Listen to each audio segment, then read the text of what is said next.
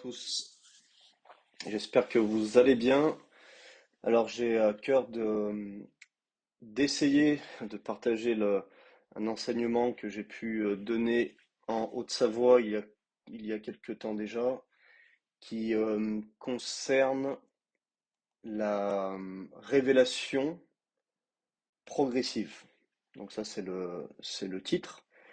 Et c'est pour faire un peu ce cheminement par rapport à l'importance que de l'importance de comprendre que c'est Dieu qui s'est révélé à l'homme.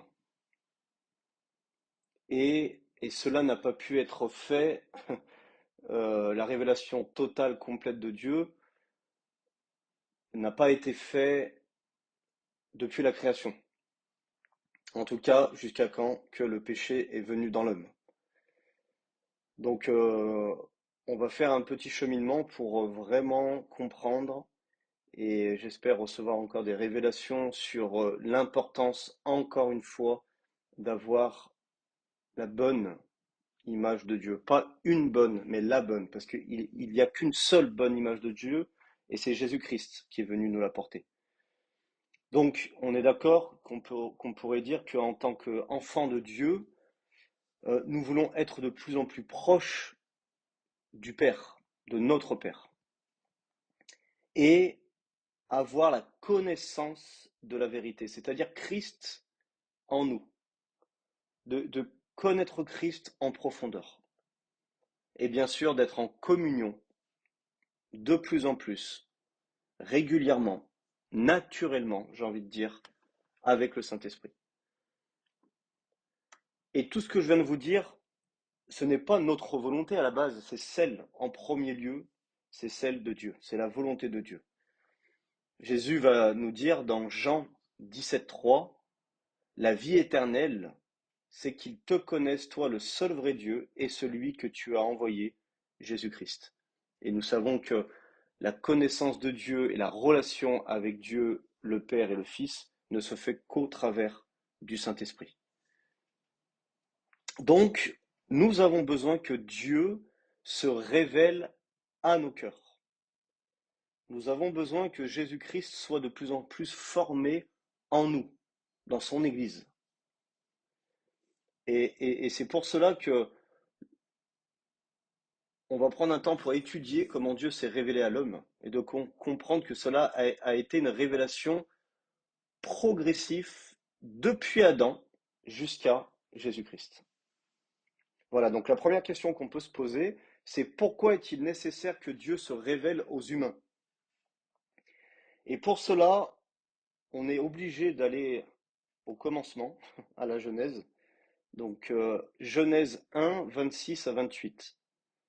On va voir que ce passage nous donne une description complète euh, de l'homme au commencement tel que Dieu l'a toujours voulu et tel que Dieu l'a créé.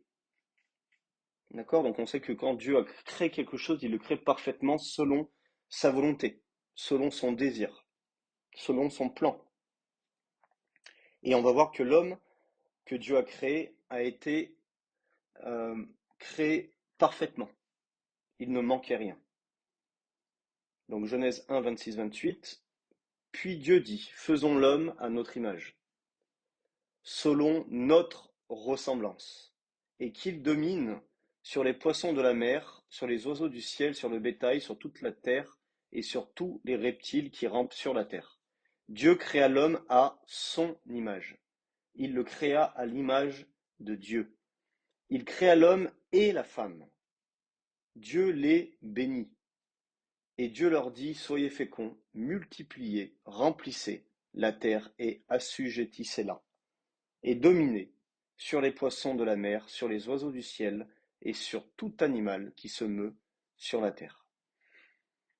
Donc, la première chose qu'on peut voir, c'est que l'homme avait une identité qui était créée à l'image de Dieu.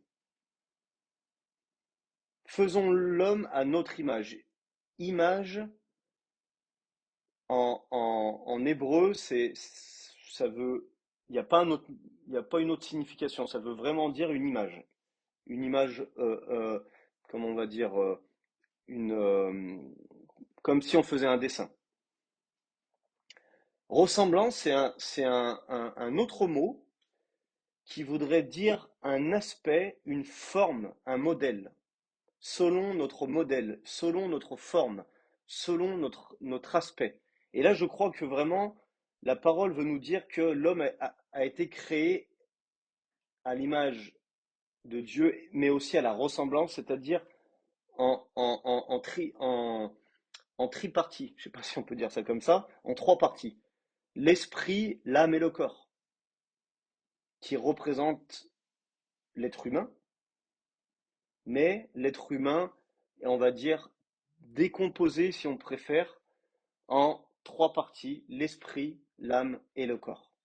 Donc l'homme avait son identité de fils de Dieu, car il appartenait à Dieu en étant uni en esprit avec l'esprit de Dieu. Donc l'identité de l'homme s'est trouvée dans son esprit. Ça, c'est très important à comprendre. Parce que c'est quand Dieu a soufflé dans les narines de Adam qu'il est devenu vivant. Et qu'à partir de ce moment-là, il lui a donné son identité, qui était à la ressemblance de Dieu. Car Dieu, il est ni âme ni corps, il est esprit. D'accord? Donc ça, c'est la première chose. L'homme avait une identité. La deuxième chose, on peut le voir quand Dieu lui a dit euh, domine. Donc on voit que l'homme avait une autorité qui avait été léguée par Dieu. Ça veut dire que l'homme n'a pas été créé avec une autorité, mais c'est parce que Dieu lui a dit domine, remplis. Voilà, il lui a donné une autorité à ce moment-là. Et l'homme a eu le pouvoir de dominer sur la création. Regardez ces deux passages. Le psaume 115, 16. Les cieux sont les cieux de l'Éternel, mais il a donné la terre au Fils de l'homme. Jamais vous verrez dans les Écritures que Dieu a donné les cieux à l'homme. Jamais. Mais par contre, quand Dieu a créé Adam, il lui a donné cette autorité. Il lui a légué l'autorité de dominer sur la terre. Donc, avant le péché, la terre appartenait légalement à l'homme. Il avait l'autorité sur tout ce qui était sur la terre. Ça, c'est quand même extraordinaire à comprendre. C'est pas que Dieu pouvait agir comme il voulait sur la terre, il devait passer par l'homme, parce que c'est l'homme qui avait l'autorité sur la terre. Et ça, je crois que c'est déjà un détail qu'on a du mal à comprendre. Je vais vous donner un autre passage. Le psaume 8, 4 à 6. Quand je contemple les cieux, ouvrage de tes mains, la lune et les étoiles que tu as créées, qu'est-ce que l'homme pour que tu te souviennes de lui, et le Fils de l'homme pour que tu prennes garde à lui? Tu l'as fait de peu inférieur à Dieu, et tu l'as couronné de gloire et de magnificence. Je crois malheureusement dans l'Église, à cause de la religion, à cause du légalisme, à cause de fausses doctrines et des pasteurs qui essayent de dominer, de contrôler les gens, très peu ont une image d'eux-mêmes, comme le psaume 8, qui est une réalité. Très peu se voient couronnés de gloire et de magnificence. Alors que là, on parle du Fils de l'homme. On parle de l'homme que Dieu a créé, l'homme qui est sorti de Dieu parfaitement. Et nous, aujourd'hui, en Jésus-Christ,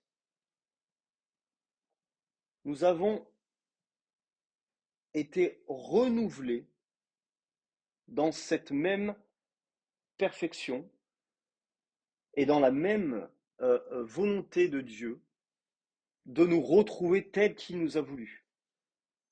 Donc ce passage, on doit le prendre pour nous, ceux qui sont nés de nouveau. C'est vraiment important à comprendre.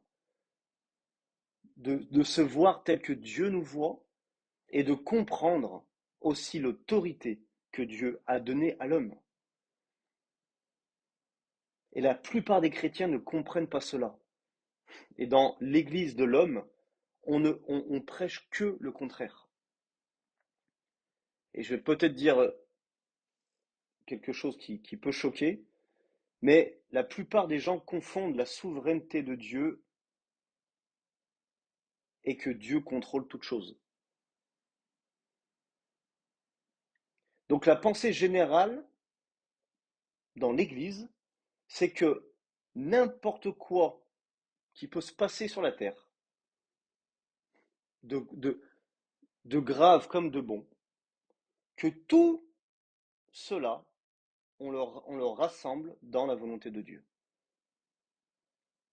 Qu'une femme se fasse abuser, eh ben, on va le mettre dans la volonté de Dieu. Parce que Dieu est souverain, il contrôle toutes choses. Que des parents vont perdre un enfant, Dieu est souverain. Cette, cette pensée est complètement destructrice dans l'Église. Elle tue la foi. Elle tue la bonne image de Dieu. Elle nous empêche d'être actifs. Et le diable rigole de cela. Parce qu'on va mettre sur le dos de Dieu ce que lui, il fait parce qu'on va lui donner l'autorité. Regardez, je vous donne un exemple. Un père qui va prêter sa voiture à son fils. Donc c'est la voiture du père, mais il le prête à son fils. Donc quand le fils monte dans la voiture, il devient, il a l'autorité sur le trajet qu'il va faire parce que le père lui a donné les clés. Le père n'est pas dans la voiture. Il lui a prêté la voiture, il lui a dit maintenant, c'est toi qui dois te débrouiller, tu as l'autorité. Je t'ai légué la voiture pour faire ton trajet. Pendant le trajet, le fils y roule et il prend un autostoppeur. C'est sa volonté. C'est lui qui a pris la décision. Le père n'est pas au courant. Il prend un autostoppeur. L'autostoppeur, il lui dit, tu sais, j'aimerais bien que tu me prêtes la voiture. Je voudrais bien l'essayer. Le fils dit oui. L'autostoppeur monte derrière le volant. Et l'autostoppeur, quand il prend la voiture, il commence à écraser des gens. Il commence à tuer des gens. Il commence à blesser des gens. Et ils ont un accident. La voiture est toujours au père. Mais c'est le père qui a légué la voiture. Et est-ce que tout ce qui s'est passé dans ce moment, quand le fils a eu les clés, est-ce que c'était la volonté du père? Et pourtant, on va dire que c'est la voiture du père. C'est le père qui a donné ça au fils. Et c'est la voiture qui appartient au père. Donc ce serait grave de dire que c'est le père qui a voulu tout ça. Ben, c'est exactement pareil. Exactement pareil. Et ce père-là, qui a prêté la voiture, maintenant il va tout faire pour essayer de rétablir les bêtises de son fils. Donc ça, c'est un autre sujet. Dieu a créé l'homme, il lui a donné l'autorité. Et qu'est-ce que a fait l'homme? L'homme a donné l'autorité à Satan. Est-ce que c'est Dieu qui a voulu ça? Non. Mais Dieu ne peut pas, dans sa justice, reprendre quelque chose qu'il a donné, parce que l'autorité a été donnée à l'homme. Vous comprenez que de dire que Dieu est souverain aujourd'hui sur terre, c'est très grave. Parce que la souveraineté de Dieu, elle s'est manifestée à la croix. Là, il a montré qu'il était au-dessus de tout. que rien n'était comparable à lui, qu'il est au-dessus du diable, de tout ce qu'on peut voir dans le ciel, dans l'univers, sous la mer, tout ce qu'on veut. Et en détruisant le diable et la mort, il a montré qu'il était souverain. Mais par contre, il a, encore une fois, délégué son autorité à son Église pour reprendre la domination que Adam avait perdue à la création. Donc cette doctrine, elle est diabolique parce que les chrétiens sont inactifs. Donc ils vont rester dans la prière, ils vont prier pour que Dieu fasse des choses que Dieu nous a demandé de faire. Donc là, c'est comme on dit, c'est le serpent qui se mord la queue. Ou le chien qui se mord la queue, je sais plus. Bon, les deux, c'est complètement inutile. Donc depuis, euh, euh, c'est ce qu'on disait, voilà, depuis 2000 ans, Dieu a donné, a délégué son autorité. Et ce que je voulais dire, c'est que en croyant et en vivant notre vie chrétienne comme cela, ça nous ferme les yeux sur ce que le diable peut faire au travers de nous et peut faire dans nos vies. Parce que Dieu est au contrôle. Je suis malade, Dieu est au contrôle. J'arrive pas à manger, j'ai pas d'argent, Dieu est au contrôle. C'est n'importe quoi. Dieu nous a donné l'autorité de changer le cours des choses dans notre vie. Il nous a donné sa parole, il nous a donné la foi. Donc on a les clés de manifester ou pas, d'ouvrir ou fermer les choses dans notre vie, de changer des circonstances. Si on se laisse toujours taper dessus par l'ennemi en disant que Dieu est au contrôle, imaginez comment on ne peut pas faire avancer le royaume et comment on va tomber très bas. Et c'est pour ça qu'il y a beaucoup de chrétiens qui sont tellement, tellement perdus, malheureusement, à cause de cette doctrine, parce qu'ils ne voient rien dans leur vie. Rien du tout. Ils tiennent bon, ils tiennent bon. Oui, Dieu, il est là, il est là. Et à un moment, ils deviennent fous. Après, ils sont en colère contre Dieu. Ils sont énervés contre Dieu. Pourquoi tu n'as rien fait? Pourtant, je prie. Donc, c'est vraiment important. Donc, une des premières révélations que nous devons recevoir quand nous sommes en Jésus-Christ, c'est que nous avons cette mission de rétablir le royaume de Dieu sur la terre, d'apporter la lumière, et cela se fait bien sûr par Dieu, mais au travers de nous.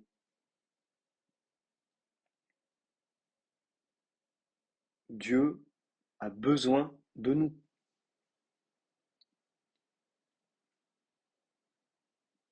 pour agir, pour faire des disciples, pour faire avancer son royaume. Autrement, moi je vous pose la question, qu'est-ce que vous faites encore sur la terre? Si vous êtes ses enfants, nés de nouveau, votre habitation c'est le royaume de Dieu, qu'est-ce qu'on fait encore sur la terre? Ok?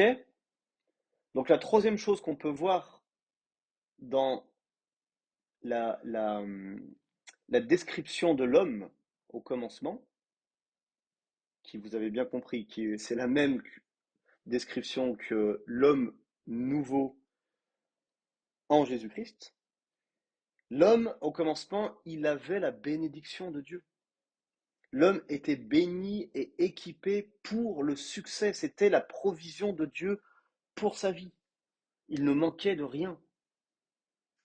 Éphésiens 1:3, nous avons été bénis de toutes les bénédictions de Dieu dans les lieux célestes en Jésus-Christ.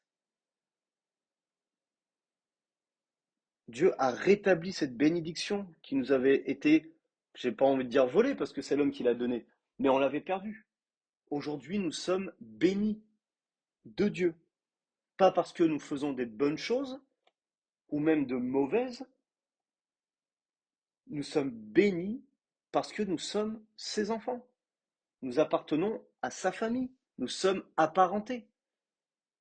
Et la bénédiction, comme à l'époque de l'alliance avec Abraham, ceux qui recevaient la bénédiction d'Abraham, c'est ceux qui naissaient tout simplement de la postérité d'Abraham. Ils n'avaient encore rien fait. Ils naissaient et ils étaient déjà bénis. Ils n'avaient encore rien fait. Et c'est ça qu'on doit comprendre. En Jésus-Christ, nous avons rien fait. C'est Christ qui a tout fait pour nous. C'est pour ça que la parole nous dit que nous sommes plus victorieux. Parce que nous n'avons rien fait et nous avons la bénédiction de Dieu sur nos vies. Et la religion, le légalisme, enlève encore cet héritage. Pourtant, il est bien là. Mais on va dire aux gens qu'il faut mériter. Et on remet les gens sous la loi. Et la loi, si on vit sous la loi, on est déchu de la grâce. Nous dit Paul dans Galates 5. On est déchu de la grâce. Christ ne nous sert à rien. C'est pas moi qui le dis, c'est dans Galates 5. C'est grave. Christ nous sert à rien. On se dit chrétien, on va à l'église, on est sous la loi. Christ ne nous sert à rien. Parce que quand on est sous la loi, il n'y a pas la foi. C'est grave. Donc l'homme était béni. Et le quatrième point, c'est que l'homme avait un but précis, un objectif qui était de remplir la terre, de la multiplier, de faire des petits Adams à l'image de Dieu pour peupler la terre. Donc on voit que de faire des petits Adams, aujourd'hui de faire des disciples, c'est de faire des petits Christ. Ça revient au même. C'est la même mission. En gros, dans Genèse 1, si vous ne savez pas votre appel sur votre vie, qui vous êtes, relisez Genèse 1, 26 à 28. C'est votre description. Vous êtes fait à l'image de Dieu, à l'image du Fils, à la ressemblance du Fils. Vous avez une identité. Vous avez une autorité sur la terre. Pas dans les cieux, mais sur la terre. Vous êtes bénis de Dieu. Et vous avez un objectif, c'est de faire de toutes les nations des disciples. Voilà, au commencement, l'homme a été créé pour être en communion avec Dieu. Mais du coup, on peut se poser la question maintenant, que s'est-il passé par la suite? L'homme était en communion avec Dieu, tout allait bien. Et on voit aussi que à plusieurs reprises, c'est marqué dans la parole que Adam et Ève entendirent la voix de l'Éternel, bien sûr.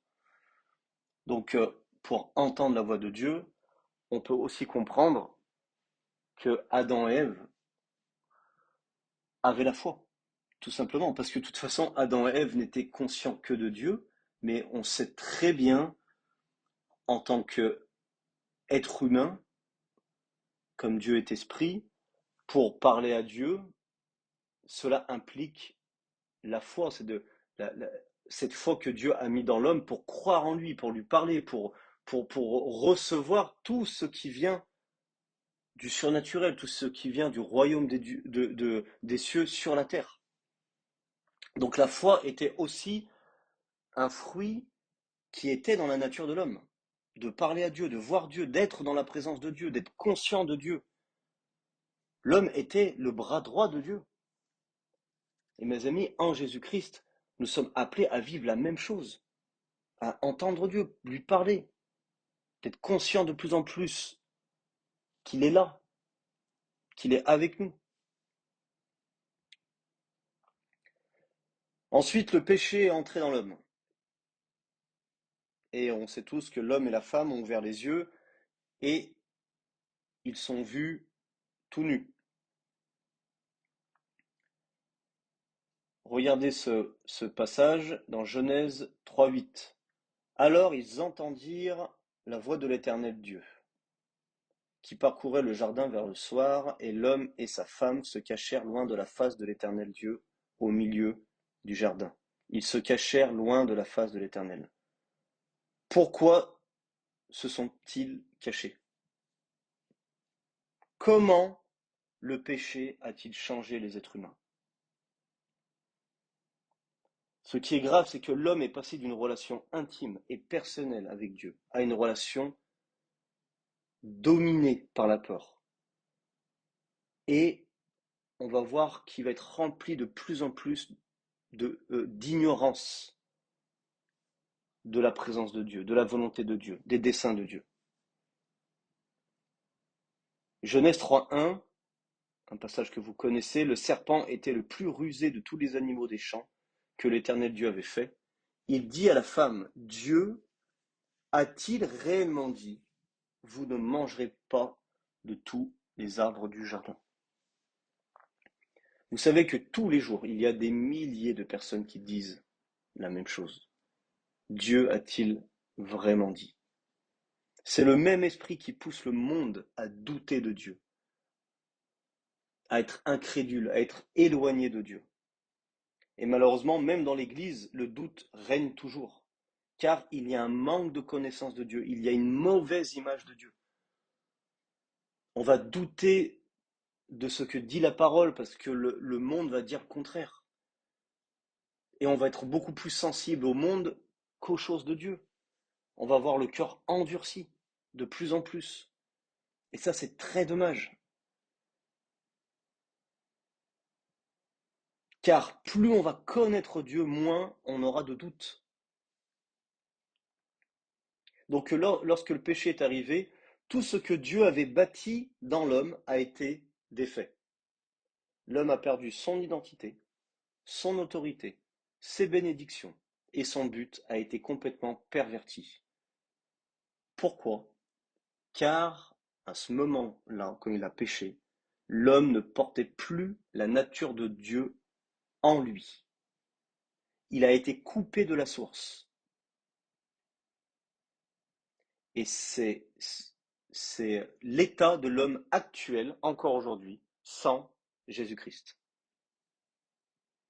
Vous savez, si on prend une radio qui se branche sur une prise, la radio de l'extérieur, voilà, elle ressemble à une radio, il n'y a aucun problème. Quand on la branche, elle commence là à émettre des sons. Donc elle est en train de faire euh, euh, ce pourquoi la radio a été créée. Mais si on coupe le fil, la radio ressemble toujours à une radio de l'extérieur. Mais on aura beau faire tourner les boutons, ça ne marchera pas. Donc on voit que l'homme qui a été coupé de la source ressemble toujours à l'homme. De l'extérieur, c'est toujours un homme. Il a toujours le libre arbitre, il peut faire encore le bien ou le mal, mais par contre, il a été coupé de la source de vie. Il a perdu son identité, son autorité, ses bénédictions. Et son but, son objectif, il est perdu. L'homme est perdu sans Dieu. Donc ce que le péché a changé dans l'homme, c'est aussi sa condition en tant qu'être humain. Éphésiens 4, 17 et 18. Voici donc ce que je dis et ce que je déclare dans le Seigneur. Vous ne devez plus marcher comme les païens, qui marchent selon la vanité de leurs pensées. Ils ont l'intelligence obscurcie, ils sont étrangers à la vie de Dieu, à cause de l'ignorance qui est en eux, à cause de l'endurcissement de leur cœur. L'être humain a une compréhension obscurcie. Il est ignorant, aveugle et éloigné de la vie de Dieu. Et tout cela s'est produit du moment qu'on a coupé le cordon avec Dieu. Son cœur a été endurci, totalement endurci à la sensibilité de Dieu. C'est pour ça que des fois on va donner, comme la, la Bible nous dit, des perles au pourceau. On va essayer de convaincre des gens quand on comprend qu'ils sont comme ça, qu'ils ont une intelligence obscurcie, ils sont étrangers, éloignés de la vie de Dieu, ignorants en toute chose. Leur cœur, c'est du béton armé. Et on va essayer de leur donner des principes de Dieu. Et même, excusez-moi, de leur offrir une Bible qui est un livre spirituel. Ce n'est qu'en esprit qu'on reçoit les choses. Après, je dis pas, ça peut très bien arriver que des personnes lisent la Bible et puissent avoir une révélation. Mais ce que je veux dire, c'est que les personnes ont besoin d'une véritable repentance. Ils ont besoin que leur cœur s'ouvre. Ils ont besoin de comprendre qu'ils sont complètement loin de Dieu, perdus.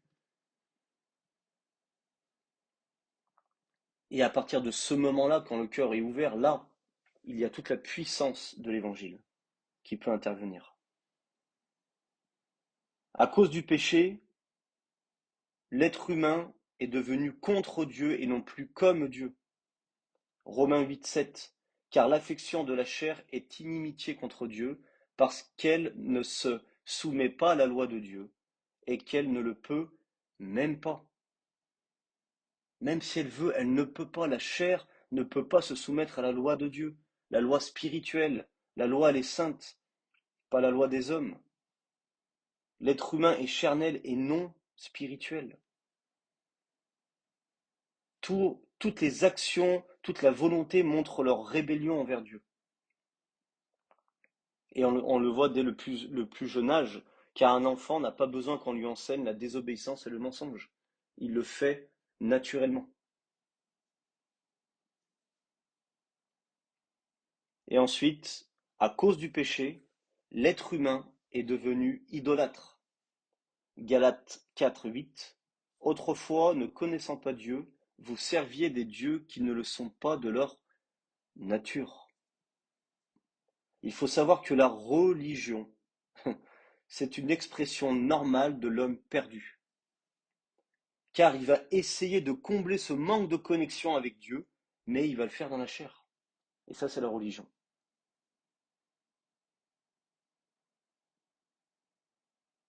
Donc la communion intime que l'homme avait avec Dieu et qui était fondée sur la foi a progressivement dégénéré et il a été dominé par la peur, l'ignorance, la religion, la superstition, l'idolâtrie et de vivre charnellement, c'est-à-dire contre Dieu. Et c'est s'est dégradé petit à petit. Donc voilà l'état de l'être humain depuis 6000 ans. Donc dans la deuxième partie, on va voir et on va comprendre que Dieu lui-même n'a pas changé et comment il s'est révélé à l'homme.